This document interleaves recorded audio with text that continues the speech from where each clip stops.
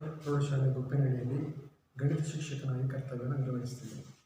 ಪ್ರೀತಿಯ ಮಕ್ಕಳೇ, ನಾವು ಕಳೆದ ತರಗತಿಯಲ್ಲಿ 9ನೇ ತರಗತಿಯ ಗಣಿತ ವಿಷಯಕ್ಕೆ ಸಂಬಂಧಪಟ್ಟ ಹಾಗೆ ಸಂಖ್ಯಾ ಪದ್ಧತಿ ಈ ಒಂದು ಘಟಕಕ್ಕೆ ಸಂಬಂಧಿಸಿದ ಹಾಗೆ ನಾವು ವಾಸ್ತವ ಸಂಖ್ಯೆಗಳ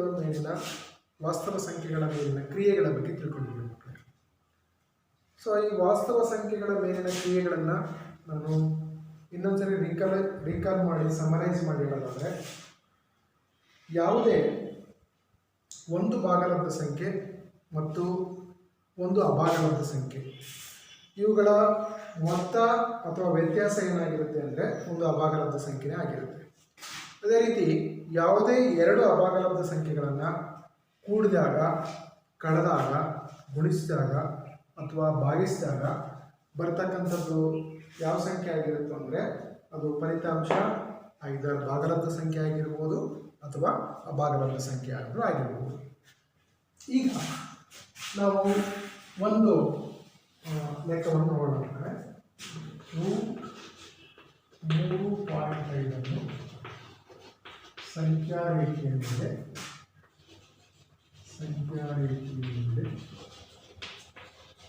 ಪ್ರತಿನಿಧಿಸಿ. 3.5 ಸಂಖ್ಯಾ ರೇಖೆಯ ಮೇಲೆ ಪ್ರತಿನಿಧಿಸಿ. ಸೊ ಫಸ್ಟು ಮೊದಲನೇ ಸ್ಟೆಪ್ ಏನು ಅಂತೇಳಿದರೆ, ನಾನು ಒಂದು ರೇಖೆಯನ್ನು ಹಿಡ್ಕೊಂಡು ಅದರ ಮೇಲೆ ಒಂದು ಸ್ಥಿರ ಬಿಂದುವನ್ನು ಗುರುತು ಮಾಡ್ತಿದ್ದೀನಿ. ನೋಡಿ, ಇಲ್ಲಿ ಒಂದು ರೇಖೆಯನ್ನು ಹಿಡ್ಕೊಂಡಿದ್ದೀನಿ. ಸೊ ಈ ರೇಖೆ ಮೇಲೆ ನಾನು 3.5 ಸೆಂಟಿಮೀಟರ್ ದೂರ ಇರ್ತಕ್ಕಂಥ ಒಂದು ಏನಿಲ್ಲ. ಸೊ ಇಲ್ಲಿ ಸ್ಥಿರ ಬಿಂದು ಏನಿ ಅಂದರೆ ನಾನು AB = 3.5 ಸೆಂಟಿಮೀಟರ್ ರೀತಿ ನಾನು ಗುರುತಿಸ್ತಿದ್ದೀನಿ. AB = 3.5 ಸೆಂಟಿಮೀಟರ್ ರೀತಿ. ಇದು ಇಲ್ಲಿಂದ ಬಿಗೆ 3.5 ಸೆಂಟಿಮೀಟರ್. ನಂತರ ನಾನು ಏನು ಮಾಡ್ತಿದ್ದೀನಿ ಅಂತ ಹೇಳಿದರೆ, ಇದನ್ನು ಒಂದು ಮೂಲಮಾನದಷ್ಟು ನಾನು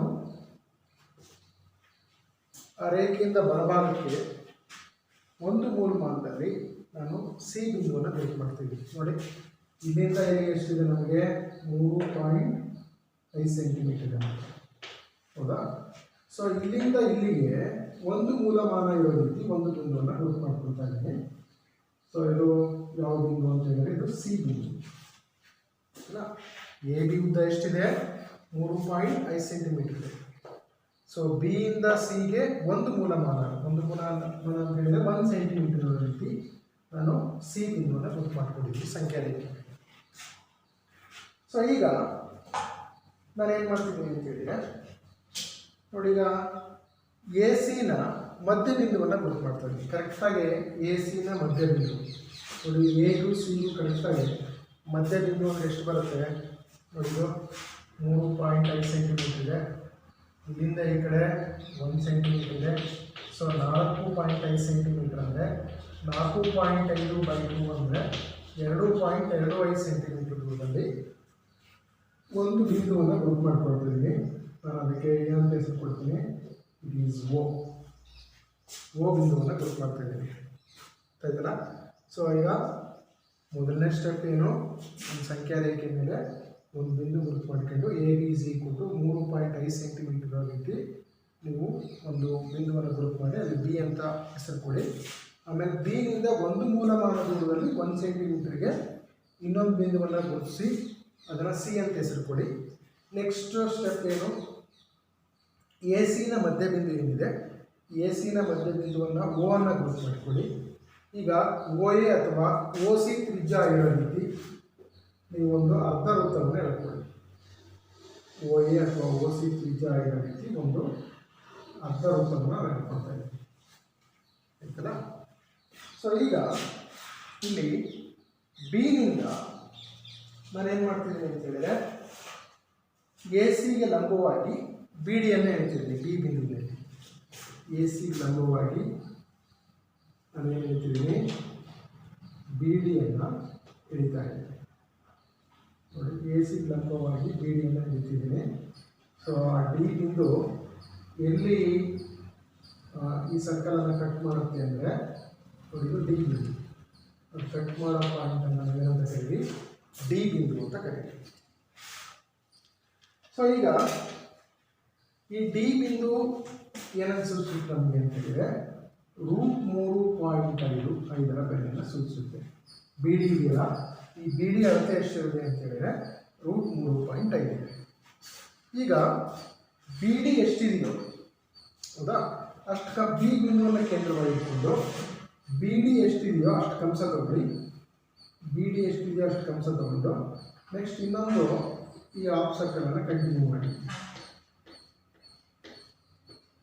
ಹೌದಾ, ಸೊ ಅದರಲ್ಲಿ ಬಂದು ಸೇರುತ್ತೆ. ಸೊ ಅದಕ್ಕೆ ನಾನೇನಂತ ಕೊಡ್ತೀನಿ ಹೆಸರು ಅಂತ ಹೇಳಿದರೆ, so it is C V. ಹೌದಲ್ಲ. ಸೊ ಇವಾಗ ನಮಗೆ ಇಲ್ಲಿ ಈ ಏನನ್ನು ಸೂಚಿಸುತ್ತೆ ಅಂದರೆ, ಈ ಸಂಖ್ಯಾ ರೇಖೆ ಮೇಲೆ √3.5 ಸೂಚಿಸುತ್ತೆ.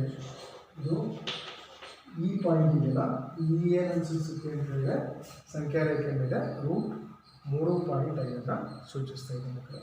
ಸೊ ಈ ರೀತಿ ನಾವು ಒಂದು ಸಂಖ್ಯಾ ರೇಖೆ ಮೇಲೆ ಏನು ಮಾಡ್ಬೋದು, √3.5 ಸಂಖ್ಯಾ ರೇಖೆ ಮೇಲೆ ಗುರುತಿಸ್ಬೋದು.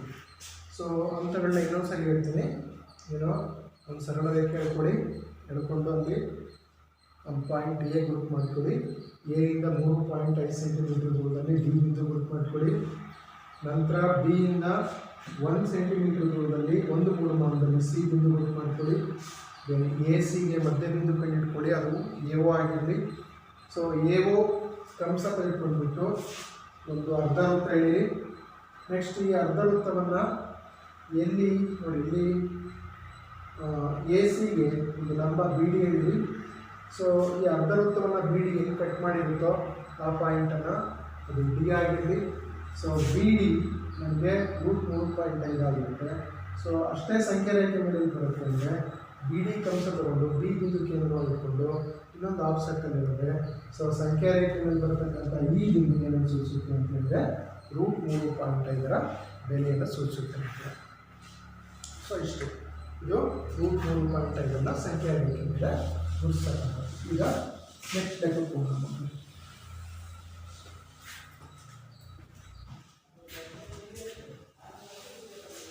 ಓಕೆ, ಸೊ ಇವಾಗ ನಮಗೆ ವಾಸ್ತವ ಸಂಖ್ಯೆಗಳಿಗೆ ಘಾತಾಂಕಗಳ ನಿಯಮಗಳನ್ನು ನೋಡೋಣ. ಘಾತಾಂಕಗಳ ನಿಯಮಗಳು, ಈ ಘಾತಾಂಕಗಳ ನಿಯಮಗಳನ್ನು ನೀವು ಯಾವಾಗ ತಿಳಿದಿರಿ, 7ನೇ ತರಗತಿ ಮತ್ತು 6ನೇ ತರಗತಿಯಲ್ಲಿ ಘಾತಾಂಕಗಳ ನಿಯಮಗಳು, ಅಥವಾ 8ನೇ ತರಗತಿಯಲ್ಲಿ ಕೂಡ ಈ ಒಂದು ಘಾತಾಂಕಗಳ ನಿಯಮಗಳ ಬಗ್ಗೆ ತಿಳ್ಕೊಂಡಿದ್ರಿ. ಸೊ ಇಲ್ಲಿ ಯಾವುದೇ ಒಂದು ಸಂಖ್ಯೆ ಘಾತಾಂಕ ಸಂಖ್ಯೆ ನೋಡಿ, a² ಅಂತ ಬರೆದ್ರೆ ಇದರಲ್ಲಿ ಎ ಅನ್ನು ಸೂಚಿಸುತ್ತೆ, ಇದು ಆಧಾರ ಸಂಖ್ಯೆಯನ್ನು ಸೂಚಿಸುತ್ತೆ, ಎ ಆಧಾರ ಸಂಖ್ಯೆ. ಹಾಗಾದರೆ 2 ಏನನ್ನು ಸೂಚಿಸುತ್ತೆ, 2 ಘಾತ ಸೂಚಿಯನ್ನು ಸೂಚಿಸುತ್ತೆ. ಸೊ ಇದರಲ್ಲಿ a²ನಲ್ಲಿ ಎ ಆಧಾರ ಸಂಖ್ಯೆ ಆಗಿರುತ್ತೆ ಮತ್ತು 2 ಘಾತ ಸೂಚಿ ಆಗಿರುತ್ತೆ ಮಕ್ಕಳೇ. ಅದೇ ರೀತಿ ಒಂದು ಎನ ಘಾತ -3. ಸೊ ಇದು ಎಂಥ ಘಾತ ಸಂಖ್ಯೆ, ಇದು ಋಣಘಾತಾಂಕ ಸಂಖ್ಯೆ. ಇದನ್ನು ಧನಘಾತಾಂಕ ರೂಪಕ್ಕೆ ಮಕ್ಕಳು ಹೇಗೆ ಬರೀಬೋದು, 1/3 ಅಂತ ಬರೀಬೋದು. ಇದು ಋಣಘಾತಾಂಕವನ್ನು ಧನಘಾತಾಂಕ ರೂಪಕ್ಕೆ ಅಥವಾ ಧನಘಾತಾಂಕ ಇಲ್ಲಿರ್ತಕ್ಕಂಥ ಸಂಖ್ಯೆಯನ್ನು ಋಣಘಾತಾಂಕ ರೂಪಕ್ಕೆ ಬರೆಯೋದು ಹೇಗೆ ಅನ್ನೋದನ್ನು ನೀವು ತಿಳ್ಕೊಂಡಿದ್ದೀರಿ. ಅದನ್ನ ಇನ್ನೊಂದು ಸರಿ ನಾನು ರೀಕಾಲ್ ಮಾಡ್ತೀನಿ. ಸೊ ಇವಾಗ ಇನ್ನೊಂದು ಈ ಥರ ಇದೆ ಅಂತ ತಿಳ್ಕೊಳ್ಳಿ. ಘಾತಾಂಕ ರೂಪದಲ್ಲಿ √3 ಇದೆ ಅಂತ ತಿಳ್ಕೊಳ್ಳಿ. ಇದನ್ನು ಘಾತಾಂಕ ರೂಪದಲ್ಲಿ ಬರೀಬೇಕಾದ್ರೆ ಹೇಗೆ ಬರೀತೀವಿ, 3ರ ಘಾತ 1/2 ಅಂತ ಬರೀತೀವಿ. ಸೊ ಅದೇ ರೀತಿ √x ಇದೆ ಅಂತ ತಿಳ್ಕೊಳ್ಳಿ. √x ಇರೋದನ್ನು ಹೇಗೆ ಬರೀತೀವಿ, x ನ ಘಾತ 1/3 ಅಂತ ಬರೀತೀವಿ. ಆಯ್ತಲ್ಲ. ಸೊ ಇದು ಘಾತಾಂಕ ರೂಪದಲ್ಲಿ ಇರೋದನ್ನು ನಾವು ಹೌದಾ, ಇದು ಘಾತಾಂಕ ರೂಪದಲ್ಲಿ ಬರೀತಕ್ಕಂಥದ್ದು. ಇವಾಗ ಈ ಘಾತಾಂಕಗಳ ನಿಯಮಗಳನ್ನು ನೋಡೋಣ ಫಸ್ಟ್. ಸೊ ಇದರಲ್ಲಿ ಇನ್ನೊಂದು ಬರುತ್ತೆ ನಿಮಗೆ, ಏನು a/0 ಅಂದರೆ 0. a/0 0. ಯಾವುದೇ ಆಧಾರ ಸಂಖ್ಯೆಗೆ ಘಾತ ಸೂಚಿ 0 ಇದ್ದರೆ ಅದರ ಬೆಲೆ 1 ಆಗುತ್ತೆ. ದಟ್ ಮೀನ್ಸ್ ನಿಮಗೆ 100ರ ಘಾತ 0 ಅಂದರೂ ಕೂಡ ಅದರ ಬೆಲೆ ಏನು ಬರುತ್ತೆ, 1 ಬರುತ್ತೆ. ಹೌದಾ? ಸೊ ಅದೇ ರೀತಿ x ನ ಘಾತ 0 ಅಂದರೂ ಕೂಡ ಅದರ ಬೆಲೆ ಏನು ಬರುತ್ತೆ, 1 ಬರುತ್ತೆ. ಸೊ ಇದು ನಿಮಗೆ ಘಾತಾಂಕಗಳ ನಿಯಮಗಳಲ್ಲಿ ಬೇಗ ತಿಳ್ಕೊಂಡಿದ್ದೀವಿ. ಸೊ ಈಗ ಘಾತಾಂಕಗಳ ಕೆಲವು ನಿಯಮಗಳ ಬಗ್ಗೆ ನಮಗೆ ಇಲ್ಲಿ ಇನ್ನೊಂದು ಸರಿ ನಾನು ರೀಕಾಲ್ ಮಾಡೋಣ, ಏಕೆಂದರೆ ನಮಗೆ ಪ್ರಾಬ್ಲಮ್ ಬಿಡಿಸ್ಬೇಕಾದ್ರೆ ಈ ನಿಯಮಗಳನ್ನು ಬೇಕಾಗುತ್ತೆ. ಸೊ ಇದರಲ್ಲಿ ಮೊದಲನೇದು ಯಾವ್ದು ಬರುತ್ತೆ ಅಂದರೆ ರೂಟ್ ಆಫ್ AB ಅಂತ ನೋಡಿ. ರೂಟ್ ಆಫ್ AB ಅನ್ನು ನಾವೇನು ಬರ್ಕೋಬೋದು ಅಂದರೆ √A × √B ಅಂತ ಬರ್ಕೋಬೋದು. ರೂಟ್ ಆಫ್ AB ಅನ್ನು √A × √B. ಅಲ್ವಾ? ಸೊ ಇಲ್ಲಿ ಯಾಕೆಂದರೆ ಕ್ರಮ ಒಂದೇ ಇರೋದ್ರಿಂದ ಇದನ್ನು ನಾವು ಗುಣಿಸ್ಬೋದು. ಗುಣಿಸಿದಾಗ ಇದೇ ರೀತಿ ನಾವು ಬಿಡಿಸಿ ಬರ್ಕೋಬೋದು. ಸೊ ಅದನ್ನು ಎಲ್ಲ ರೂಟ್ ಆಫ್ XY ಅಂತ ಇತ್ತು ಅಂದರೆ ಸೊ ಅದನ್ನು ಕೂಡ ನಾವೇನು ಬರೀಬೋದು, √x × √y ಅಂತ ಬರೀಬೋದು. So root of AB = √A × √B ಆಗುತ್ತೆ. ಸೊ ಎರಡನೇದು ಇದನ್ನೇ ನಾವು ಭಾಗಲಬ್ಧ ರೂಪದಲ್ಲಿ ಬಂದಾಗ ಸೊ ಎರಡನೇದು ಏನು ಬರುತ್ತೆ, root of A/B. Root of A/B ಅನ್ನು √A/√B ಅಂತ ಬರೀಬೋದು. ಅಥವಾ √A/√B ಅನ್ನು ನಾವೇನು ಬರೀಬೋದು, ರೂಟ್ ಆಫ್ A/B ಅಂತ ಬರೀಬೋದು. ಸೊ ಇಲ್ಲಿ ಯಾವುದೇ ಒಂದು ಸೇರು AB, A ಮತ್ತು B ಯಾವುದೇ ಎರಡು ವಾಸ್ತವ ಸಂಖ್ಯೆಗಳಾಗಿದ್ದಾಗ ಅದನ್ನು ನಾವು ಈ ರೀತಿ ಬರೀಬೋದು. ನೆಕ್ಸ್ಟು ಮೂರನೇ ನಿಯಮ ಏನು ಬರುತ್ತೆ ಇಲ್ಲಿ ಅಂತ ಹೇಳಿದರೆ ನೋಡಿ, ರೂಟ್ ಆಫ್ A ಮೂರನೇದು root of A √A + √B × √A - √B. √A + √B × √A - √B. So ಇದು ಯಾವ ರೂಪದಲ್ಲಿದೆ, ಇದು ಯಾವ ರೂಪದಲ್ಲಿದೆ ಅಂದರೆ A + B × A - B ರೂಪದಲ್ಲಿದೆ. ಸೊ ಇದನ್ನು ಯಾವ ರೀತಿ ಬರೀಬೋದು ನಾವು, ಇದನ್ನು A² - B² ಅಂದರೆ √A² ಆಗುತ್ತೆ. ಮತ್ತು √B × √B ಏನಾಗುತ್ತೆ, √B² ಆಗುತ್ತೆ. ಸೊ ಇದನ್ನು ಫರ್ದರ್ ಸಿಂಪ್ಲಿಫಿಕೇಶನ್ ಮಾಡಿದರೆ ಸ್ಕ್ವೇರ್ ರೂಟ್ ಕ್ಯಾನ್ಸಲ್ ಆಗುತ್ತೆ, ಏನು ಬರುತ್ತೆ, A - B ಬರುತ್ತೆ. ಅಲ್ಲಿ ಸ್ಕ್ವೇರ್ ರೂಟ್ ಎರಡು ಕ್ಯಾನ್ಸಲ್ ಆಗುತ್ತೆ. ಹೌದಾ? ಏನು ಬರುತ್ತೆ ಅಂದರೆ ನಮಗೆ A ಬರುತ್ತೆ. ಹೌದಾ? ಸ್ಕ್ವೇರ್ ರೂಟ್ ಯಾಕೆ ಕ್ಯಾನ್ಸಲ್ ಆಗುತ್ತೆ ಅಂತ ಗೊತ್ತಾಗ್ತದೆ ನಿಮಗೆ. ಸೊ ಇಲ್ಲಿ ನಾವು √A ಹೇಗೆ ಬರ್ಕೋಬೋದು, √A ನ ಘಾತ 1/2 ಅಂತ ಬರ್ಕೋಬೋದು. ಸೊ ಇಲ್ಲಿ √A² ಮಾಡಿದ್ರೆ ಏನಾಗುತ್ತೆ, A ನ ಘಾತ 1/2² ಆದಾಗ ಸ್ಕ್ವೇರ್ ಕ್ಯಾನ್ಸಲ್ ಆಗಿ ಏನಾಗುತ್ತೆ, ನಮಗೆ ಬರೀ A ಉಳಿಯುತ್ತೆ. ಅರ್ಥ ಆಯ್ತಲ್ಲ? ಸೊ ಅದಕ್ಕೆ √A + √B × √A - √B ಅನ್ನು A - B ಅಂತ ಬರೀತಾರೆ. ಅದೇ ರೀತಿ ಒಂದು ವೇಳೆ ಇದರಲ್ಲಿ ಇದು ಇತ್ತು ಅಂತ ತಿಳ್ಕೊಳ್ಳಿ, ಏನು A + √B ಇತ್ತು ಅಂತ ತಿಳ್ಕೊಳ್ಳಿ, ಈ ಥರ ಇತ್ತು ಅಂದ್ಕೊಳ್ಳಿ, A + √A + B. ಹೌದಾ? ಅಥವಾ A + √B ಒಂದಕ್ಕೆ ಮಾತ್ರ ವರ್ಗಮೂಲ ಇದೆ. ಇಲ್ಲಿ A - √B ಇತ್ತು ಅಂತ ತಿಳ್ಕೊಳ್ಳಿ. ಸೊ ಅವಾಗ ಏನಾಗುತ್ತೆ, ಈಗಲೂ ಕೂಡ ಇದು ಯಾವ ಫಾರ್ಮಲ್ಲಿದೆ, ಈಗಲೂ ಕೂಡ ಇದು A + B × A - B ರೂಪದಲ್ಲಿದೆ. ಸೊ ಇದನ್ನು A² - B² ಅಂತ ಬರ್ಕೋಬೋದು. ಸೊ A × A ಏನಾಗುತ್ತೆ, A² ಆಗುತ್ತೆ, √B × √B ಆಗುತ್ತೆ. ಸೊ ಅದು ನಮ್ಗೆ ಏನು ಬರುತ್ತೆ, A² - B ಸಿಗುತ್ತೆ. ಸೊ ಅದೇ ರೀತಿ ಎರಡೂ ಒಂದು ವೇಳೆ ಪ್ಲಸ್ ಇದ್ದಾಗ ಏನಾಗುತ್ತೆ ಅಂತ ಅಂದರೆ ಬೇರೆ ಬೇರೆ ಪದಗಳಿದ್ದಾಗ, ಅಂದರೆ √A ಇದೆ ಪ್ಲಸ್ √B ಇದೆ √C + √D ಇದೆ. ಸೊ ಇಲ್ಲಿ 4 ಪದಗಳು ಬೇರೆ ಬೇರೆ ಇದೆ, ಬಟ್ ಅವುಗಳನ್ನು ನಾವು ಗುಣಿಸ್ಬೇಕು, ಮಲ್ಟಿಪ್ಲಿಕೇಶನ್ ಮಾಡಬೇಕು. ಸೊ ಹಾಗೇನು ಮಾಡ್ತೀವಿ, ಇದು ದ್ವಿಪದೋಕ್ತಿ ಅಲ್ಲ, ದ್ವಿಪದೋಕ್ತಿಗಳನ್ನು ಗುಣಿಸ್ಬೇಕಾದ್ರೆ ಏನು ಮಾಡ್ತೀವಿ, ಮೊದಲನೇ ದ್ವಿಪದೋಕ್ತಿಯ ಮೊದಲನೇ ಪದದಿಂದ ಎರಡನೇ ದ್ವಿಪದೋಕ್ತಿ ಮತ್ತು ಮೊದಲನೇ ದ್ವಿಪದೋಕ್ತಿ ಎರಡನೇ ಪದದಿಂದ ಎರಡನೇ ದ್ವಿಪದೋಕ್ತಿಯ ಪದಗಳೊಂದಿಗೆ ಗುಣಿಸ್ತೀವಿ. ಸೊ ಇದನ್ನು ಗುಣಿಸೋ ರೀತಿ ಫಸ್ಟ್ ಬರ್ಕೊಳ್ತೀವಿ, √A ಇಲ್ಲಿ √C + √D + √B ಇದೆ + √B √C + √D ಆಯಿತಾ. ಸೊ ಇವಾಗ ನೀವುಗಳನ್ನು ಗುಣಿಸಿ √A × √C ಏನಾಗುತ್ತೆ, √AC ಆಗುತ್ತೆ + √AD ಆಗುತ್ತೆ + √BC ಆಗುತ್ತೆ, B × C plus root b d ಆಗುತ್ತೆ. ಇವುಗಳನ್ನ ಸಪ್ರೇಟ್ ಗುಣಿಸಿದ್ರೆ ನಮ್ಗೆ ಏನು ಸಿಗುತ್ತೆ ಅಂತ ಹೇಳಿದ್ರೆ root a c plus root a d plus root b c plus root b d ಆಗುತ್ತೆ. ಸೊ ಇದು 5ನೇದಾಗುತ್ತೆ. ಅದೇ ರೀತಿ ಇದನ್ನ ಒಂದು ವೇಳೆ ನೀವು ಹೋಲ್ ಸ್ಕ್ವೇರ್ ಮಾಡಿ ಏನು ಸಿಗುತ್ತೆ ಹೌದಾ. ಸೊ ಇಲ್ಲಿ root a plus root b ಇದೆ, ಇದನ್ನು ಹೋಲ್ ಸ್ಕ್ವೇರ್ ಮಾಡಿದ್ರೆ ಏನು ಸಿಗುತ್ತೆ. ಇದು ಯಾವ ರೂಪದಲ್ಲಿದೆ? ಇದು a plus b whole square ರೂಪದಲ್ಲಿದೆ. ಫಸ್ಟು ಯಾವುದೇ ಒಂದು ಬೀಜೋಕ್ತಿಯನ್ನು ನೋಡಿದ ತಕ್ಷಣ ಅದು ನಮಗೆ ಯಾವ ರೂಪದಲ್ಲಿದೆ ಅಂತ ಗೊತ್ತಾಗಬೇಕು. ಯಾವ ರೂಪದಲ್ಲಿದೆ ಅಂತ ಗೊತ್ತಾದರೆ ಅದ್ರ ತಕ್ಕನಾಗಿರ್ತಕ್ಕಂಥ ಸೂತ್ರವನ್ನು ಮಾಡಲಿಕ್ಕೆ ನಮ್ಗೆ ಈಸಿ ಆಗುತ್ತೆ. ಸೊ ಇದು ಯಾವ ರೂಪದಲ್ಲಿದೆ? A plus b whole square ರೂಪದಲ್ಲಿದೆ. ಸೊ ಇದನ್ನು ಹೇಗೆ ಬರ್ಕೋಬೋದು ನಾವು? A square plus b square plus 2ab ಅಂತ ಬರ್ಕೋಬೋದಾನೆ. ಸೊ ಇಲ್ಲಿ ಮೊದಲನೇ ಪದದ ವರ್ಗ ಅಂದರೆ root a whole square plus 2ab ಅಂದರೆ 2 root a into root b plus root b whole square. ನೋಡಿ, ಮೊದಲನೇ ಪದದ ವರ್ಗ ಪ್ಲಸ್ 2 ಇಂಟು ಮೊದಲನೇ ಪದ ಇಂಟು ಎರಡನೇ ಪದ plus root b whole square. So ಇಲ್ಲಿ ಸ್ಕ್ವೇರ್ ರೂಟ್ ಕ್ಯಾನ್ಸಲ್ ಆದರೆ ಇಲ್ಲಿ ಎ ಉಳಿಯುತ್ತೆ plus 2 root a into root b ಏನಾಗುತ್ತೆ? ರೂಟ್ ಎ ಬಿ ಆಗುತ್ತೆ ಹೌದಾ.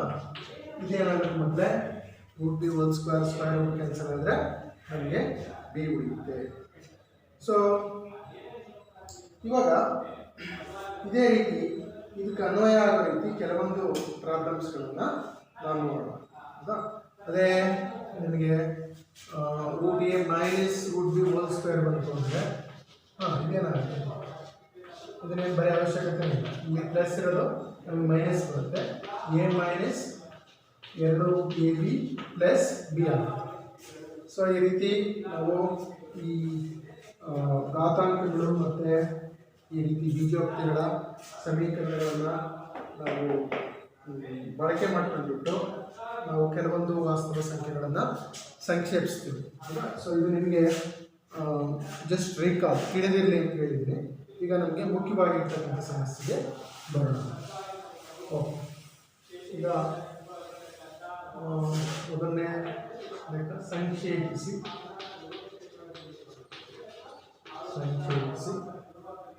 So 5 plus root 7 5 plus root 7 into 2 plus root 5 ಇದನ್ನು ಸಂಕ್ಷೇಪಿಸ್ತೀವಿ.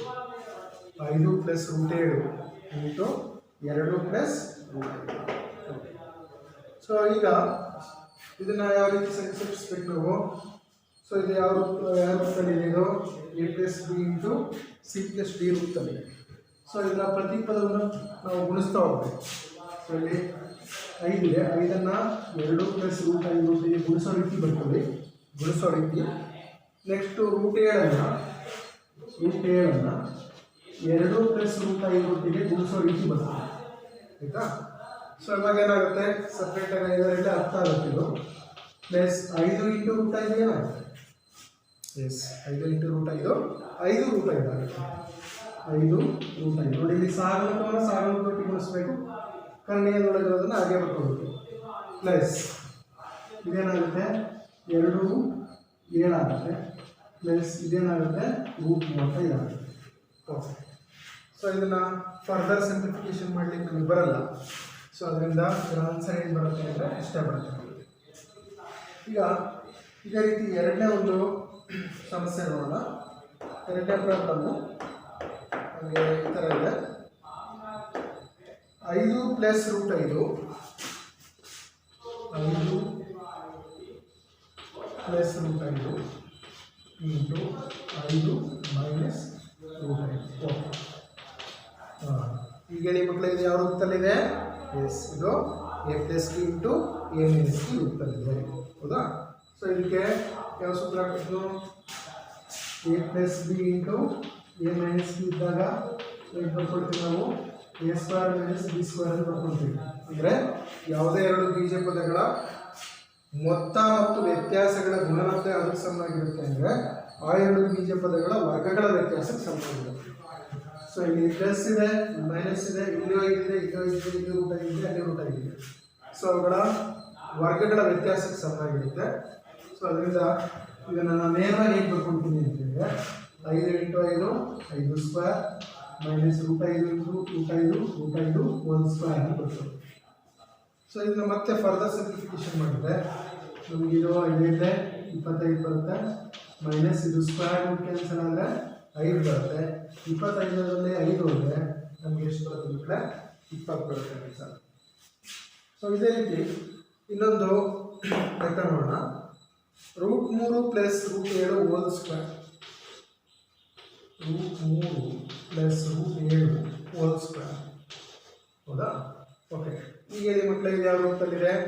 ಎಸ್, ಇದು a plus b whole square ರೂಪದಲ್ಲಿದೆ. ಸೊ ಇದನ್ನ ಹೇಗೆ ಬರ್ಕೋಬೇಕು?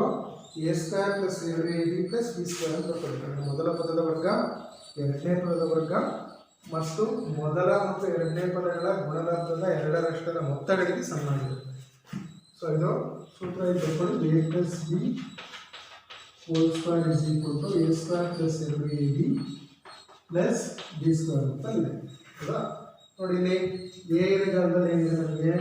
ಎ ಇರೋ ಜಾಗದಲ್ಲಿ √3 ಇದೆ, ಬಿ ಇರೋ ಜಾಗದಲ್ಲಿ ಏನಿದೆ? ಬಿ ಇರೋ ಜಾಗದಲ್ಲಿ √a ಇದೆ ಮಕ್ಕಳು. ಸೊ ಎ ಬಿ ಬೆಲೆಯನ್ನು ಆ ಸೂತ್ರಕ್ಕೆ ಅಪ್ಲೈ ಮಾಡ್ತೀವಿ. ಹೌದಾ? ನೋಡಿ, ಫಸ್ಟು ಏನಿದೆ? ಎ ಸ್ಕ್ವೇರ್ ಅಂದರೆ √3 ಹೋಲ್ ಸ್ಕ್ವೇರ್. ಸೊ ಇದನ್ನು 8ನೇ ತರಗತಿಯಲ್ಲಿ ಲೆಕ್ಕ ಸಮೀಕರಣಗಳನ್ನು ಬಳಸಿ ಯಾವ ರೀತಿ ಬೀಜೋಕ್ತಿಗಳನ್ನು ವಿಸ್ತರಣೆ ಮಾಡಬೇಕು ಅನ್ನೋದ್ರ ಬಗ್ಗೆ ತಿಳ್ಕೊಂಡಿದ್ದೀವಿ. ಹೌದಾ? ಅದನ್ನೇ ಇಲ್ಲಿ ನಾವು ಅಪ್ಲೈ ಮಾಡ್ತೀವಿ. ಪ್ಲಸ್ 2ab ಅಂದರೆ 2 into √3 into √7 plus √7 whole square. B square ಅಂದರೆ √7 ಹೋಲ್ ಸ್ಕ್ವೇರ್. ಓಕೆ ಮಕ್ಕಳೇ, ಇದೇನಾಯಿತು? ಈಗ ಸ್ಕ್ವೇರ್ ರೂಟ್ ಕ್ಯಾನ್ಸಲ್ ಆದರೆ ನಮಗೆ 3 ಬರುತ್ತೆ, ಪ್ಲಸ್ 2 ಇಂಟು 3 21 √21 ಬರುತ್ತೆ, ಪ್ಲಸ್ ಇಲ್ಲೂ ಅಷ್ಟೇ ಸ್ಕ್ವೇರ್ ರೂಟ್ ಕ್ಯಾನ್ಸಲ್ ಆದರೆ ಸಿಗುತ್ತೆ ನಮಗೆ 7 ಸಿಗುತ್ತೆ. ಸೊ ಈಗ ಇವೆರಡು ಸಂಖ್ಯೆಗಳನ್ನು ಕೂಡಿ 7 ಪ್ಲಸ್ 3 10 ಆಗುತ್ತೆ, 10 ಪ್ಲಸ್ 2 21 ಆಗುತ್ತೆ. ಸೊ ಇದನ್ನು ನಮಗೆ ಫರ್ದರ್ ಸಿಂಪ್ಲಿಫಿಕೇಶನ್ ಮಾಡಲಿಕ್ಕೆ ಆಗೋದಿಲ್ಲ, ಅದಕ್ಕಾದ್ರೆ ಆನ್ಸರ್ನ ಆಯ್ಕೆ ಇಟ್ಕೊಂಡಿದ್ದೀನಿ ಮಕ್ಕಳು. ನಂತರ ಈಗ ಇನ್ನೊಂದು ಇದೇ ರೀತಿ ಪ್ರಾಬ್ಲಮ್ ನೋಡೋಣ. √11 ಪ್ಲಸ್ √5 ಇಂಟು √11 ಮೈನಸ್ √5. ಸೊ ಇದನ್ನು ನಾವು ಸುಲಭೀಕರಿಸಿದಾಗ ಏನು ಬರುತ್ತೆ ಅಂತ ನೋಡೋಣ. √11 ಪ್ಲಸ್ √5, ಹೌದಾ, ಇಂಟು √11 ಮೈನಸ್ √5. ಸೊ ಇದನ್ನು ಸಿಂಪ್ಲಿಫಿಕೇಶನ್ ಮಾಡಿದ್ರೆ ಏನು ಸಿಗುತ್ತೆ ಆಯಿತಾ? ಸೊ ಇದು a plus b into a minus b ರೂಪದಲ್ಲಿದೆ. ಇದನ್ನು ಹೇಗೆ ಬರ್ಕೋಬೋದು? ಇದು ಬರ್ಕೋಬೇಕು ಯಾವ ರೂಪದಲ್ಲಿದೆ ಅಂತ. a plus b into a minus b form ಇದೆ. ಸೊ ಇದನ್ನು ಯಾವ ರೀತಿ ಬರ್ಕೋಬೋದು? a square minus b square ಅಂತ ಬರ್ಕೋಬೇಕು ಅಲ್ವಾ? ಸೊ ಅಲ್ಲಿ √11 ಹೋಲ್ ಸ್ಕ್ವೇರ್ ಆಗುತ್ತೆ, √11 ಹೋಲ್ ಸ್ಕ್ವೇರ್ ಆಗುತ್ತೆ, ಮೈನಸ್ √5 ಹೋಲ್ ಸ್ಕ್ವೇರ್ ಆಗುತ್ತೆ. ಇಲ್ಲಿ ಸ್ಕ್ವೇರ್ ರೂಟ್ ಕ್ಯಾನ್ಸಲ್ ಮಾಡಿದ್ರೆ 11 ಸಿಗುತ್ತೆ, ಇಲ್ಲಿ 5 ಸಿಗುತ್ತೆ, 11 ಇಟ್ಕೊಳ್ಳೋದು ನಮಗೆ ಎಷ್ಟು ಬರುತ್ತೆ? 6 ಬರುತ್ತೆ. ಸೊ ಫಸ್ಟ್ ಅದನ್ನು ಅಬ್ಸರ್ವ್ ಮಾಡಬೇಕು, ಪ್ಲಸ್ಸು ಮೈನಸ್ ಇದೆಯೋ ಅಥವಾ ಮೈನಸ್ಸು ಪ್ಲಸ್ ಇದೆಯೋ. ಸೊ ಒಂದೇ ಸಂಖ್ಯೆಗಳಿರಬೇಕು, ಎ ಬಿ ಕರೆಕ್ಟಾಗಿರಬೇಕು, ಒಂದು ಪ್ಲಸ್ ಇರಬೇಕು, ಇನ್ನೊಂದು ಮೈನಸ್ ಇರಬೇಕು. ಅವಾಗ ಏನು ಮಾಡ್ಬೋದು ನಾವು? ನೇರವಾಗಿ ಅವುಗಳ ವರ್ಗಗಳ ವ್ಯತ್ಯಾಸಗಳನ್ನು ಕಂಡುಹಿಡಿಯಬೇಕು. ಮೊದಲನೇ ಪದದ ವರ್ಗ ಮತ್ತು ಎರಡನೇ ಪದದ ವರ್ಗಗಳ ವ್ಯತ್ಯಾಸ ಕಂಡುಹಿಡಿದ್ರೆ ನಮಗೆ ಏನು ಸಿಗುತ್ತೆ? ಈ ಆನ್ಸರ್ ಬರುತ್ತೆ. ಸೊ ಇವಾಗ ಮುಂದಿನ ಒಂದು ಸಮಸ್ಯೆಯನ್ನು ನೋಡೋಣ.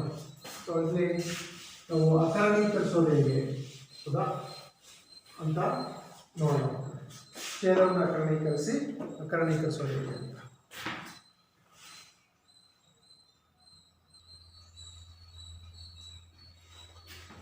ನೆಕ್ಸ್ಟು 1/√2ಗಳನ್ನು ಅಕಾರಣೀಕರಿಸಿ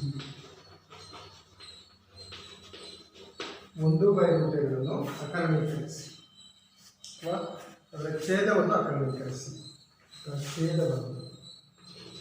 ಛೇದವನ್ನು ಅಕಾರಣೀಕರಿಸಿ. ಹೌದಾ? ನಮಗೆ ಗೊತ್ತಿದೆ ಏನು, 1/√2ನಲ್ಲಿ ಛೇದ ಯಾವಾಗ ಬರುತ್ತೆ ಮಕ್ಕಳೇ? √2 ಛೇದ ಬರುತ್ತೆ, ಹೌದಾನೆ? ಸೊ ಈಗ ಇಲ್ಲಿ √2 ಇಂಟು √2 ನಮಗೆ ಗೊತ್ತಿದೆ. √2 ಇಂಟು √2 ಅಂದರೆ ಬೆಲೆ ಎಷ್ಟಾಗುತ್ತೆ ನಮಗೆ? √2 ಹೋಲ್ ಸ್ಕ್ವೇರ್ ಅಂದರೆ ನಮಗೆ ಏನು ಸಿಗುತ್ತೆ? 2 ಸಿಗುತ್ತೆ. ಹೌದಾ? ಸೊ ಈಗ ನಾನು ಈಗ ಏನು ಬರ್ಕೊಳ್ತಿದ್ದೀನಿ ಅಂದರೆ, ಇದಕ್ಕೆ ಸಮನಾಗಿರ್ತಕ್ಕಂಥ ಒಂದು ಸಂಖ್ಯೆಯನ್ನು ಇಲ್ಲಿ ಬರೀತಿದ್ದೀನಿ ಗುಣಲಬ್ಧವನ್ನು. ಸೊ ಅದಕ್ಕೆ 1/√2 ಇದೆ ಅಂತ ಹೇಳಿದರೆ ಇದನ್ನು √2 ಒಟ್ಟಿಗೆ ಗುಣಿಸಿ ಭಾಗಿಸಿದಾಗ ನೋಡಿ, ಈ ಛೇದದಲ್ಲಿ ನಮ್ಗೆ ಏನು ಬರುತ್ತೆ, ಛೇದದಲ್ಲಿ ನಮಗೆ √2 ಹಾಕಿದ್ರೆ ಮಾತ್ರ ಒಂದು ಭಾಗಲಬ್ಧ ಸಂಖ್ಯೆ ಬರುತ್ತೆ. ಹೌದಾ?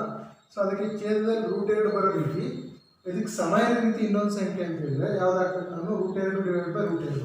ಯಾಕೆಂದರೆ √2/√2 ಅದರ ವ್ಯಾಲ್ಯೂ ಎಷ್ಟು ಸಣ್ಣಾಗಿರುತ್ತೆ, 1ಕ್ಕೆ ಸಣ್ಣಾಗಿರುತ್ತೆ. ಸೊ ನಾನು ಇದನ್ನು ಈ ರೀತಿ ಬರ್ಕೊಂಡಿದ್ದೀನಿ ಅಂದರೆ, ಸೊ ಇದರಲ್ಲಿ ಸಮತೆಯಲ್ಲಿ ಯಾವುದೇ ವ್ಯತ್ಯಾಸ ಇಲ್ಲ, ಇದರಲ್ಲಿ ಕ್ಯಾನ್ಸಲ್ ಆದರೆ ನಮಗೆ 1 ಆಗುತ್ತೆ.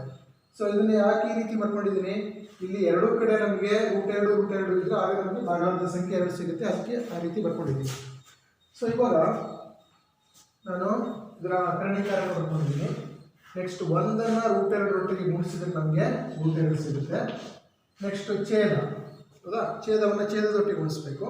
√2 × √2 ಏನಾಗುತ್ತೆ ನಮಗೆ, √2² ಆಗುತ್ತೆ. ಸೊ ಇದರ ಆನ್ಸರ್ ಎಷ್ಟು ಬರುತ್ತೆ, √2/2 ಬರುತ್ತೆ. ಇಲ್ಲಿ ಸ್ಕ್ವೇರ್ ರೂಟ್ ಕ್ಯಾನ್ಸಲ್ ಆದರೆ ಏನು ಸಿಗುತ್ತೆ ನಮಗೆ, 2 ಸಿಗುತ್ತೆ. ಸೊ 1/√2 ಛೇದವನ್ನು ಅಕರ್ಣೀಕರಿಸಿದ್ರೆ ನಮಗೆ ಸಿಗ್ತಕ್ಕಂಥ ಬೆಲೆ ಯಾವಾಗುತ್ತೆ, √2/2 ಸಿಗುತ್ತೆ.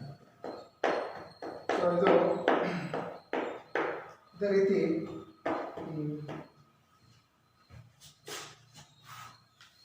ಇನ್ನೊಂದು ಪ್ರಾಬ್ಲಮ್ ನೋಡೋಣ. ಛೇದವನ್ನು ಅಕರ್ಣೀಕರಿಸಿ ಸುಲಭವಾಗಿ ತರೋದು. 1 + 1/2 + √3 ಛೇದವನ್ನು ಅಕರ್ಣೀಕರಿಸಿ. ಛೇದವನ್ನು ಅಕರ್ಣೀಕರಿಸಿ 1/2 + √3 ಛೇದವನ್ನು ಅಕರ್ಣೀಕರಿಸಿ. ಹೌದಾ? ಸೊ ಇದರ ನೋಡಿ, ಈ ರೀತಿ ಕೊಟ್ಟಾಗ ಇದರ ಅಕರ್ಣೀಕಾರಕ ಏನು ಬರುತ್ತೆ ಅಂದರೆ, 2 + √3 ಅಕರ್ಣೀಕಾರಕ 2 - √3. ಸೊ ಅದಕ್ಕೆ ಫಸ್ಟ್ ನೀವು ಅಕರ್ಣೀಕಾರಕವನ್ನು ಬರ್ಕೋಬೋದು. ಅಕರ್ಣೀಕಾರಕ ಯಾವ ಬರುತ್ತೆ ನೋಡಿ, ಅಕರ್ಣೀಕಾರಕ ಅಂತ ಹೇಳಿದರೆ ಈ ಥರ ಇರುತ್ತೆ. √x ಅಕರ್ಣೀಕಾರಕ ಯಾವ್ದಾಗುತ್ತೆ, √x ಆಗುತ್ತೆ. ಸೊ 2y ಅಕರ್ಣೀಕಾರಕ ಯಾವ್ದು ಬರುತ್ತೆ ಅಂದರೆ √y ಬರುತ್ತೆ. ಸಾರ್ವತ್ರಿಕ ಗಮನದ ಕರ್ಣೆ ಒಳಗಿದೆ ತಗೊಳ್ತೀವಿ. ಅದೇ ರೀತಿ √x + y ಅಕರ್ಣೀಕಾರಕ ಏನು ಬರುತ್ತೆ ಅಂದರೆ √x + y ಬರುತ್ತೆ. ಆದರೆ ಆ √2 ವರ್ಗಮೂಲಗಳ ನಡುವೆ ಯಾವುದಾದ್ರು ಚಿಹ್ನೆ ಇತ್ತು ಅಂದರೆ ಅವಾಗ ಚಿಹ್ನೆ ಚೇಂಜ್ ಮಾಡಬೇಕು. ಅಂದರೆ √2 + √3 ಅಕರ್ಣೀಕಾರಕ ಏನು ಬರುತ್ತೆ ಅಂದರೆ √2 - √3. ಸೊ ಯಾವುದೇ ಕರ್ಣಿಗಳನ್ನು ಕೊಟ್ಟಾಗ ಈ ಥರ ಅಕರ್ಣೀಕಾರಕಗಳನ್ನ ಬರೆಯೋದು ಹೇಗೆ ಅಂತ ನೀವು ಫಸ್ಟ್ ತಿಳ್ಕೊಂಡಿರಬೇಕು.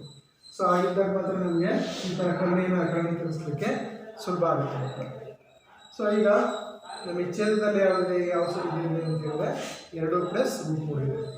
ಸೊ ಛೇದ 2 + √3 ಅಕರ್ಣೀಕಾರಕ. ಹೌದಾ? ಇಲ್ಲಿ ಬರುತ್ತೆ 2 - √3. ಛೇದ 2 + √3 ಅಕರ್ಣೀಕಾರಕ 2 - √3 ಬರುತ್ತೆ. ಹೌದಾ? ಸೊ ಇಲ್ಲಿ ಅಕರ್ಣೀಕರಿಸೋದು ಏನು ಅಂತ ಹೇಳಿದರೆ ನೋಡಿ, ಈ ಛೇದವನ್ನು ನಾವು ಯಾವುದೇ ಒಂದು ಅಕರ್ಣೀಕಾರಕದೊಟ್ಟಿಗೆ ಗುಣಿಸಿ ಭಾಗಲಬ್ಧ ಸಂಖ್ಯೆಯನ್ನು ಪಡೆಯಲಿಕ್ಕೆ ಅಕರ್ಣೀಕರಿಸ್ತಕ್ಕಂಥ ಕ್ರಿಯೆ ಅಂತ ಕರಿತೀವಿ. ಸೊ ಇಲ್ಲಿ ಛೇದದ ಅಕರ್ಣೀಕಾರಕ, ಛೇದ 2 + √3 ಅಕರ್ಣೀಕಾರಕ 2 - √3. ಸೊ ಇದನ್ನು ಗುಣಿಸಿ ಭಾಗಿಸಿ ಒಂದ್ಸರಿ. ಸೊ ಇಲ್ಲಿ 2 + √3 ಹೌದಾ, ಇಂಟು ಇಲ್ಲಿ 2 - √3 ಡಿವೈಡ್ ಬೈ 2 - √3. ನಾನು ಏನು ಮಾಡಿದ್ದೀನಿ, ಅದನ್ನು ಅಕರ್ಣೀಕಾರಕವನ್ನು ಗುಣಿಸಿ ಭಾಗಿಸಿದ್ದೀನಿ. ಹೌದಾ? ಇದನ್ನು ಒಂದ್ಸರಿ ಗುಣಿಸಿ ಭಾಗಿಸಿದ್ದೀನಿ. ಸೊ ಈ ಥರ ಗುಣಿಸಿ ಭಾಗಿಸಿದಾಗ ಏನು ಬರುತ್ತೆ ನೋಡಿ. ಸೊ ಮೇಗೆ ನಮಗೇನು ಬರುತ್ತೆ, 1 × 2 + √3 ಬರುತ್ತೆ. ಕೆಳಗಡೆ ಛೇದದಲ್ಲಿ ಏನಿದೆ, 2 + √3 × 2 - √3. ಇದು 2 + √3 × 2 - √3 ಬರುತ್ತೆ. ಆಯಿತಾ? ಸೊ ಮೇಲ್ಗಡೆ 1 ರಿಂದ 2 - √3 ಗುಣಿಸಿದ್ರೆ ಸೇಮ್ ಬರುತ್ತೆ. ಏನು ಬರುತ್ತೆ, 2 - √3 ಬರುತ್ತೆ. ಕೆಳಗಡೆ ಇದು a + b × a - b ರೂಪದಲ್ಲಿದೆ. ಸೊ ಇದನ್ನು ಏನು ಬರ್ಕೋಬೋದು, a square minus b square ಅಂತ ಬರ್ಕೋಬೋದು. ಆ ಥರ ಬರ್ಕೊಂಡಿದ್ದು 2 square minus root 3 whole square ಆಗುತ್ತೆ. ಸೊ ಮೇಲೆ 2 ಮೈನಸ್ ರೂಟ್ 3 ಬರುತ್ತೆ. ಕೆಳಗಡೆ 2 ಸ್ಕ್ವೇರ್ ಮಾಡಿದ್ರೆ ಎಷ್ಟು ಬರುತ್ತೆ? 4 ಬರುತ್ತೆ. 4 ಮೈನಸ್ ಇದೆಷ್ಟು ಬರುತ್ತೆ? ರೂಟ್ 3 ಹೋಲ್ ಸ್ಕ್ವೇರ್ ಅಂದರೆ ಸ್ಕ್ವೇರ್ ರೂಟ್ ಕ್ಯಾನ್ಸಲ್ ಆದ್ರೆ ನಮಗೆ 3 ಬರುತ್ತೆ. ಸೊ 4ರಲ್ಲಿ 3 ಕಳೆದ್ರೆ 1 ಬರುತ್ತೆ. ಅದರಲ್ಲಿ ಎಷ್ಟು ಬರುತ್ತೆ? 2 ಮೈನಸ್ ರೂಟ್ 3 ಬರುತ್ತೆ. ನೋಡಿ, ಇದನ್ನು ಇದರ ಛೇದವನ್ನು ಅಕ್ರಮೀಕರಿಸಿದರೆ ಅಲ್ಲಿಗೆ ಬರ್ತಕ್ಕಂಥ ಬೆಲೆ ಯಾವುದು ಅಂತ ಹೇಳಿದರೆ 2 ಮೈನಸ್ ರೂಟ್ 3. ಸೊ ಈಗ ಇದೇ ಥರದ್ದು ಇನ್ನೊಂದು ಪ್ರಾಬ್ಲಮ್ ನೋಡೋಣ.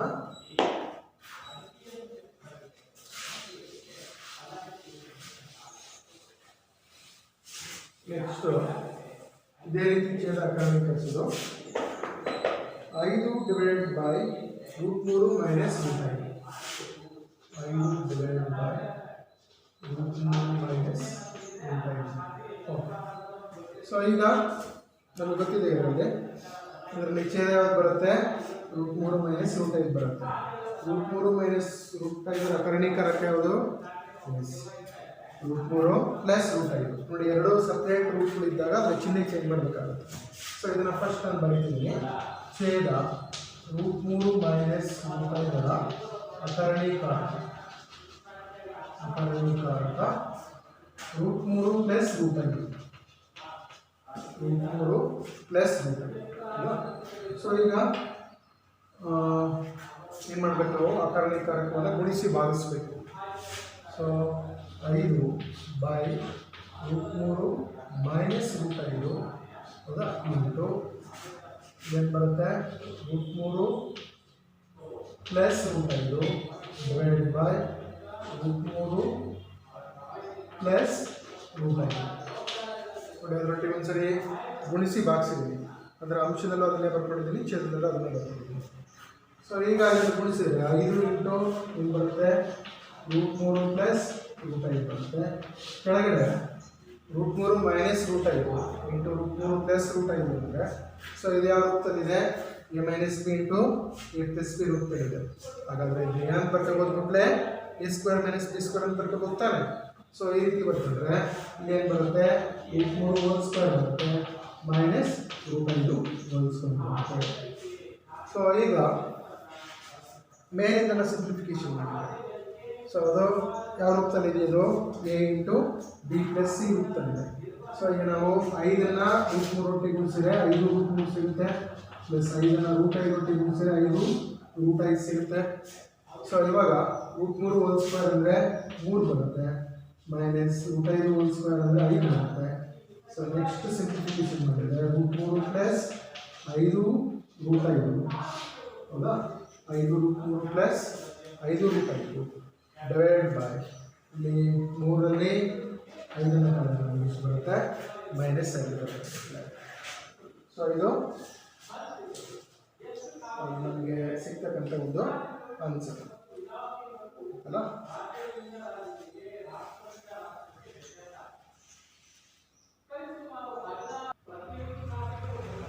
ನೆಕ್ಸ್ಟು ಈಗ ಇನ್ನೊಂದು ಪ್ರಾಬ್ಲಮ್ ನೋಡೋಣ. 1 ಓವರ್ 7 ಪ್ಲಸ್ 3 ರೂಟ್ 7 ಪ್ಲಸ್ 3 ಇದರ ಛೇದವನ್ನು ಅಕರ್ಣೀಕರಿಸಬೇಕು. 1 ಓವರ್ 7 ಪ್ಲಸ್ 3 ರೂಟ್ 2. ಓಕೆ ಮತ್ತು ಇದರಲ್ಲಿ ಛೇದ ಯಾವುದು? ಇದು ಬರ್ಕೋಬೇಕು ಕರೆಕ್ಟಾಗಿ. ಛೇದ ಯಾವುದು ಅಂತ ಗುರುತಿಸ್ಕೋಬೇಕು. ಛೇದದ ಅಕರ್ಣೀಕಾರಕವನ್ನು ಬರ್ಕೋಬೇಕು. ಅಕರ್ಣೀಕಾರಕವನ್ನು ಕೊಟ್ಟಿರೋ ಪರಿಸ್ಥಿತಿ ಗುಣಿಸಿ ಭಾಗಿಸಬೇಕು. ಸೊ ಈಗ ಛೇದ 7 ಪ್ಲಸ್ 3 ರೂಟ್ 2ರ ಅಕರ್ಣೀಕಾರಕ ಯಾವುದು ಬರುತ್ತೆ? 7 ಮೈನಸ್ 3 ರೂಟ್ 2 ಬರುತ್ತೆ. 7 ಮೈನಸ್ 3 ರೂಟ್ 2 ಬರುತ್ತೆ. ಸೊ ಈಗ ಈ ಅಕರ್ಣೀಕಾರಕವನ್ನು ನೀವು ಗುಣಿಸಿ ಭಾಗಿಸಿ ಹಾಗೆ ಬರುತ್ತೆ ನೋಡಿ. So 1 over 7 plus 3 root 2 into 7 minus 3 root 2 divide by 7 minus 3 root 2 ಆಯ್ತು ಮಕ್ಕಳ. ಸೊ ನಾನೇನು ಮಾಡಿದ್ದೀನಿ ಈಗ ಇದರ ಅಕರ್ಣೀಕಾರಕವನ್ನು ಇದರೊಟ್ಟಿಗೆ ಗುಣಿಸಿ ಭಾಗಿಸಿದ್ದೀನಿ.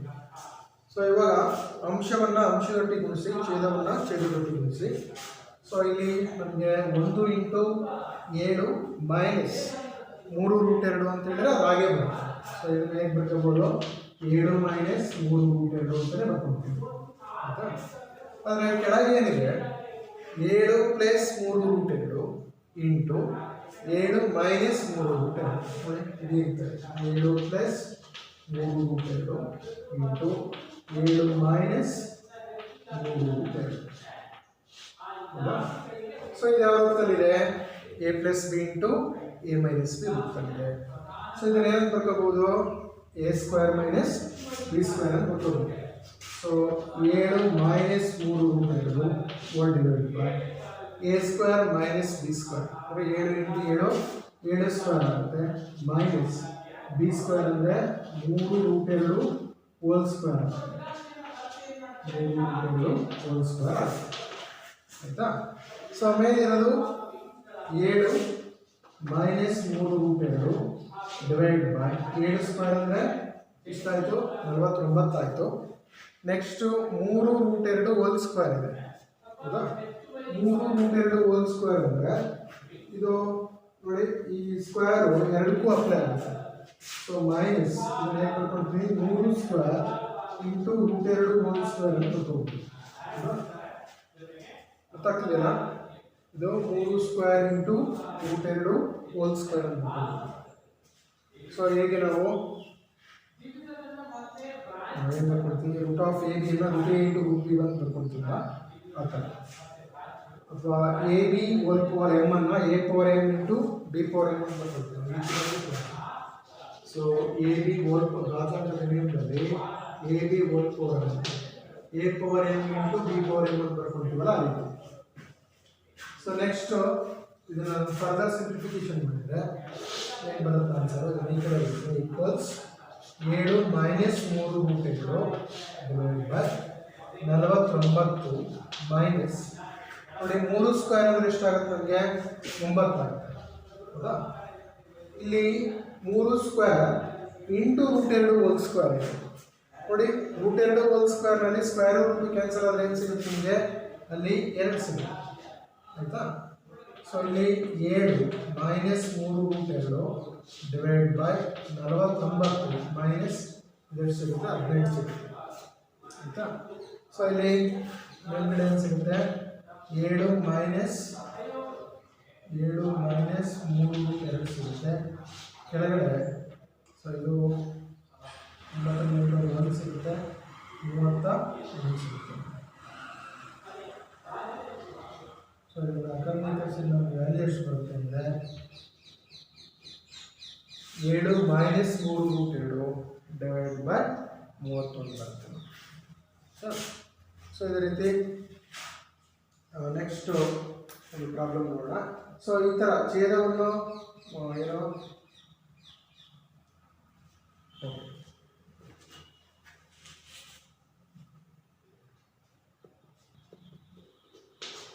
√7 ಮೈನಸ್ ಛೇದವನ್ನು ಅಕರ್ಣೀಕರಿಸಿ. ಸೊ ಈ ರೀತಿ ನಾವು ಛೇದ ಅಕರ್ಣೀಕರಿಸೋದು ಏನು ಅಂದರೆ, ಯಾವುದೇ ಒಂದು ವರ್ಗಮೂಲ ಅಥವಾ ಕರ್ಣೀಯ ಚಿಹ್ನೆಯನ್ನು ಛೇದವನ್ನಾಗಿ ಹೊಂದಿರತಕ್ಕಂಥ ಯಾವುದೇ ಒಂದು ಪದದ ಛೇದ ಒಂದು ಭಾಗಲಬ್ಧ ಸಂಖ್ಯೆಗೆ ಸಮನಾಗಿರುವ ಹಾಗೆ ಪರಿವರ್ತಿಸ್ತಕ್ಕಂಥ ವಿಧಾನಕ್ಕೆ ನಾವೇನಂತ ಕರಿತೀವಿ, ಛೇದವನ್ನು ಅಕರ್ಣೀಕರಿಸುವಿಕೆ ಅಂತ ಕರಿತೀವಿ. ಛೇದವನ್ನು ಅಕರ್ಣೀಕರಿಸುವ ವಿಧಾನ ಅಂತ ಕರಿತೀವಿ. ನೋಡಿ, ಇದು ಯಾವುದೋ ಒಂದು ವರ್ಗಮೂಲ ಅಥವಾ ಕರ್ಣಿ ಚಿಹ್ನೆ ಇದೆ ಅಂತ ಹೇಳಿದರೆ ಇದರ ಛೇದ ಒಂದು ಭಾಗಲಬ್ಧ ಸಂಖ್ಯೆಗೆ ಸಮನಾಗಿರೋ ರೀತಿ ಪರಿವರ್ತನೆ ಮಾಡ್ತಕ್ಕಂಥ ವಿಧಾನವನ್ನು ಛೇದವನ್ನು ಅಕರ್ಣೀಕರಿಸ್ತಕ್ಕಂಥದ್ದು ಅಂತ ಕರಿತೀವಿ. Next problem 1/7 minus 2 ಛೇದವನ್ನು ಅಕರ್ಣೀಕರಿಸಿ. ಸೊ ಇಲ್ಲಿ ಫಸ್ಟು ಛೇದ ಯಾವ್ದು ಬರ್ಕೋಬೇಕು, ಛೇದ -√7 -2 ಅಕರ್ಣೀಕಾರಕ ಯಾವ್ದು ಬರುತ್ತೆ, -√7 ಪ್ಲಸ್ 2 ನೋಡಿ. √7 -2 ಅಕರ್ಣೀಕಾರಕ √7 ಪ್ಲಸ್ 2. ಈಗ ನಾವೇನು ಮಾಡಬೇಕು, ಈ ಕರ್ಣಿಯನ್ನು ಗುಣಿಸಿ ಭಾಗಿಸ್ಬೇಕು. ಸೊ ಹಾಗೆ ಮಾಡಿದರೆ 1/√7 minus 2 into √7 plus 2 divide by √7 plus 2. So ಇದರ ಅಕರ್ಣೀಕಾರಕದೊಟ್ಟಿಗೆ ಇದನ್ನ ಈ ಕರ್ಣೆಯನ್ನು ನಾವು ಗುಣಿಸಿ ಭಾಗಿಸ್ತಾ ಇದ್ದೀವಿ. ಸೊ ಇವಾಗ ಏನು ಸಿಗುತ್ತೆ ನೋಡಿ ಮಕ್ಕಳೇ, ಒಂದನ್ನು ನೀವು √7 ಪ್ಲಸ್ 2 ಗುಣಿಸಿದ್ರೆ ಇಷ್ಟೇ ಸಿಗುತ್ತೆ, √7 ಪ್ಲಸ್ 2 ಸಿಗುತ್ತೆ ಡಿವೈಡ್ ಬೈ. ಸೊ ಕೆಳಗಡೆ ಏನಿದೆ √7 ಮೈನಸ್ 2 ಇದೆ ಇಂಟು √7 ಪ್ಲಸ್ 2 ಇದೆ. ಸೊ ಇದನ್ನು ಈಗ ಬರ್ಕೊಳ್ಳಿ, ಒಂದು ಪಕ್ಕ ಒಂದು ಗುಣಿಸೋ ರೀತಿ ಬರ್ಕೊಳ್ಳಿ. ಫಸ್ಟ್ √7 ಪ್ಲಸ್ 2 ಇದೆ, ಆಯಿತಾ. ಸೊ ಈಗ ಛೇದದಲ್ಲಿ ನಮ್ಗೆ ಏನು ಸಿಗುತ್ತೆ ಅಂತ ಹೇಳಿದರೆ, ಯಾವ ರೂಪದಲ್ಲಿದೆ ಇದು, a plus b into a minus b ರೂಪದಲ್ಲಿದೆ, ಹೌದಾ. ಸೊ ಇದನ್ನ ಏನು ಬರ್ಕೋಬೋದು, a² ಮೈನಸ್ b² ಅಂತ ಏನಾದ್ರು ಬರ್ಕೊಂಡು ಮೇಲ್ಗಡೆ ಏನು ಸಿಗುತ್ತೆ, √7 ಪ್ಲಸ್ 2 ಸಿಗುತ್ತೆ ಡಿವೈಡ್ ಬೈ. ಸೊ ಇದು √7 ಇಂಟು √7 ಒಂದು ಸ್ಕ್ವೇರ್, ಹೌದಾ, a² ಮೈನಸ್ b² ಅಂದರೆ 2² ಸಿಗುತ್ತೆ. ಸೊ ಇವಾಗ ಇದನ್ನು ಫರ್ದರ್ ಸಿಂಪ್ಲಿಫಿಕೇಶನ್ ಮಾಡಿದರೆ √7 ಪ್ಲಸ್ 2 ಡಿವೈಡ್ ಬೈ. ಸೊ ಇದು 7 ಸಿಗುತ್ತೆ, √7 ಒಂದು ಸ್ಕ್ವೇರ್ ರೂಟ್ ಕ್ಯಾನ್ಸಲ್ ಆದರೆ 7 ಸಿಗುತ್ತೆ, ಮೈನಸ್ 2² ಅಂತ ಹೇಳಿದರೆ 4 ಸಿಗುತ್ತೆ. ಸೊ √7 ಪ್ಲಸ್ 2 ಡಿವೈಡ್ ಬೈ 3 ಸಿಗುತ್ತೆ. ಸೊ ಇದು ಇದರ ಆನ್ಸರ್. ಇದು ಅಭ್ಯಾಸ 1.5ಗೆ ಸಂಬಂಧಪಟ್ಟಿರ್ತಕ್ಕಂಥ ಒಂದು ಸಮಸ್ಯೆ. ಸೊ ಇದೇ ರೀತಿ ಇನ್ನೊಂದು ಸಮಸ್ಯೆ ಇದಕ್ಕೆ ಸಂಬಂಧಪಟ್ಟಿರೋದನ್ನ ಅದು ಬರುತ್ತೆ ಅಂದರೆ 1/√5 ಪ್ಲಸ್ √2 1/√5 ಪ್ಲಸ್ √2 ಛೇದವನ್ನು ಅಕರ್ಣೀಕರಿಸಿ. ಇದರಲ್ಲೂ ಅಷ್ಟೇ, ಫಸ್ಟು ಈ ಥರ ಕೊಟ್ಟಾಗ ನಾವೇನು ಮಾಡ್ಕೋಬೇಕು, ಛೇದ ಯಾವುದು ನೋಡ್ಕೋಬೇಕು, ಆ ಛೇದದ ಅಕರ್ಣೀಕಾರಕವನ್ನು ಬರ್ಕೋಬೇಕು. ಸೊ ಏನು ಬರುತ್ತೆ, ಛೇದ ಯಾವ್ದು ಬರುತ್ತೆ, √2 ಪ್ಲಸ್ √5 ಪ್ಲಸ್ √2 ಬರುತ್ತೆ. ಸೊ ಇದರ ಅಕರ್ಣೀಕಾರಕ ಯಾವ್ದು ಬರುತ್ತೆ, √5 ಪ್ಲಸ್ √2 ಬರುತ್ತೆ, √5 ಪ್ಲಸ್ √2. ನೋಡಿ ಇವೆರಡು ರೂಟ್ಗಳ ಮಧ್ಯೆ ಏನಾದರೂ ಚಿಹ್ನೆ ಚೇಂಜ್ ಇತ್ತು ಅಂದರೆ ಪ್ಲಸ್ ಇದ್ರೆ ಮೈನಸ್ ಆಗುತ್ತೆ, ಮೈನಸ್ ಇದ್ರೆ ಪ್ಲಸ್ ಆಗುತ್ತೆ. ನೀವು ಅಕರ್ಣೀಕಾರಕ ಬರೀಬೇಕಾದ್ರೆ ಅವುಗಳ ಅಕರ್ಣೀಕಾರಕ ಬರೆಯೋದು ಭಾಳ ಇಂಪಾರ್ಟೆಂಟು, ಅಲ್ಲ ಯಾವುದು ಅಂತ ಬರೆಯೋದು, ಇಲ್ಲಾಂತೇಳಿ ಲೆಕ್ಕನ ತಪ್ಪಾಗಿಬಿಡುತ್ತೆ. ನೋಡಿ ಅಷ್ಟಕ್ಕೂ ಈ ರೀತಿ ರೂಟ್ ಇತ್ತು ಅಂದರೆ √(x/√(x/) ಬರುತ್ತೆ. ಸೊ ಆ ಸ್ಕ್ವೇರ್ ರೂಟ್ ಒಳಗಡೆ ಏನು ಬರುತ್ತೋ ಅದೇ ಬರುತ್ತೆ.